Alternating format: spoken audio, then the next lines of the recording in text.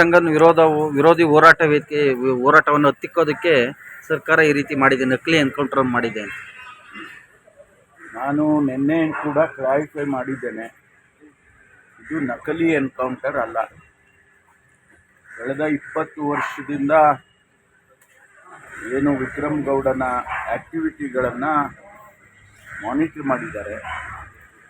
ಅವರು ಯಾವ್ಯಾವ ರೀತಿಯಲ್ಲಿ ಪ್ರತಿಭಟನೆಗಳನ್ನು ಮಾಡ್ತಾಯಿದ್ರು, ಜನವಿರೋಧಿ ಕೆಲಸಗಳು ಮಾಡ್ತಿದ್ರು ಅನ್ನೋದ್ರ ಬಗ್ಗೆ ಅದನ್ನು ಎಲ್ಲ ರೀತಿಯ ಮಾಹಿತಿಗಳು ಕೂಡ ಇದೆ. ನಾನು ನಿನ್ನೆನೂ ಹೇಳಿದೆ, ಸುಮಾರು 60ಕ್ಕೂ ಹೆಚ್ಚು ಕೇಸ್ಗಳು ಅವ್ರ ಮೇಲಿದ್ದಾವೆ ಮತ್ತು ಅವರು ಅನ್ಲಾಫುಲ್ ಆಗಿ ಅಥವಾ ಪರ್ಮಿಷನ್ನು ಲೈಸೆನ್ಸುಗಳು ಇಲ್ಲದೇ ಫೈರ್ ಆರ್ಮ್ಸ್ ಎಲ್ಲ ಕ್ಯಾರಿ ಮಾಡ್ತಿದ್ರು, ಮೆಷಿನ್ ಗನ್ನು ಅಂಥದ್ದೆಲ್ಲ. ಅದರಲ್ಲಿ ನಕ್ಸಲ್ ಕ್ಯಾಟಗರಿಗೆ ಬಂದಿದ್ದಾರೆ. ಹಾಗಾಗಿ ನಕ್ಸಲ್ಲು ನಿಗ್ರಹ ಮಾಡೋದಕ್ಕೇನೆ ರಾಜ್ಯದಲ್ಲಿ ಮತ್ತು ಬೇರೆ ಬೇರೆ ರಾಜ್ಯದಲ್ಲೂ ಕೂಡ ಅದಕ್ಕಾಗಿ ಒಂದು ಫೋರ್ಸನ್ನೇ ಕ್ರಿಯೇಟ್ ಮಾಡಿದೆ. ಒರಿಸ್ಸಾದಲ್ಲಿರ್ಬೋದು, ಕೇರಳದಲ್ಲಿರ್ಬೋದು, ನಮ್ಮ ರಾಜ್ಯದಲ್ಲಿರ್ಬೋದು, ನಕ್ಸಲ್ ಆ್ಯಂಟಿ ನಕ್ಸಲ್ ಫೋರ್ಸ್ ಅಂತಲೇ ಕ್ರಿಯೇಟ್ ಮಾಡಿ. ಅದಕ್ಕಾಗಿ ಈ ಘಟನೆಗಳು ನಡೆದಿದೆ ವಿನ ಬೇರೆ ಯಾವುದೇ ರೀತಿಯಲ್ಲಿ ನಡೆದಿಲ್ಲ. ಪ್ರಗತಿಪರರು ಈ ರೀತಿ ಟೀಕೆ ಮಾಡ್ತಿರೋರು ತಾವೇನು ಹೇಳಕ್ಕೆ ಇಷ್ಟಪಡ್ತೀವಿ? ನಕ್ಸಲಿಸಮ್ ಮುಗಿಬೇಕು ಅನ್ನೋಷ್ಟಿದೆ, ಇಂಥವ್ರಿಗೆ ಇಂಥ ಎನ್ಕೌಂಟರ್ಗಳನ್ನ ಅಲ್ಲ, ಅವರೇ ಹೇಳಿದ್ದಾರೆ. ಅವರೇ ಪ್ರಗತಿಪರ ಚಿಂತಕರು ಅಂತ ಏನೇನು ಇವತ್ತು ಎಲ್ಲ ಸ್ಟೇಟ್ಮೆಂಟ್ಗಳು ಕೊಟ್ಟಿದ್ದಾರೆ. ಅವರೇ ಅಪೀಲ್ ಮಾಡ್ಕೊಂಡಿದ್ದಾರೆ, ಸರೆಂಡರ್ ಆಗಿ ನೀವು ಅಂತ. ಅಂದರೆ ಅವ್ರಿಗೂ ಅಕ್ಸೆಪ್ಟ್ ಮಾಡಿದ್ರಲ್ಲ ಇದು ಸರಿ ಇಲ್ಲ ಅಂತ.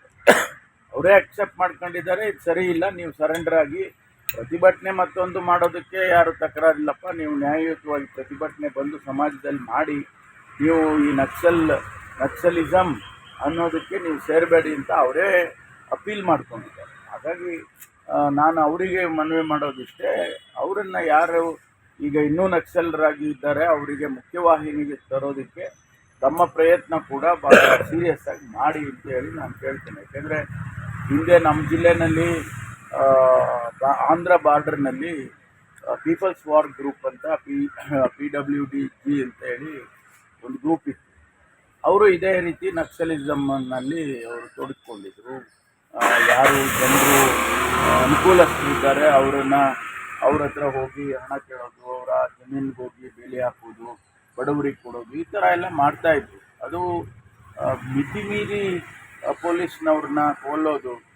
ಪಾವಗಡದಲ್ಲಿ ಸುಮಾರು ಜನ ಕೊಂದುಬಿಟ್ರು. ಆ ಸಂದರ್ಭದಲ್ಲಿ ನಾವೆಲ್ಲ ಅಪೀಲ್ ಮಾಡಿಕೊಂಡು ಅದೆಲ್ಲ ಅಂತ ಭಾಳ ಜನ ಸರೆಂಡರ್. ವೆಂಕಮ್ಮನಹಳ್ಳಿ ಘಟನೆ ಭಾಳ ಜನ ಸರೆಂಡರ್.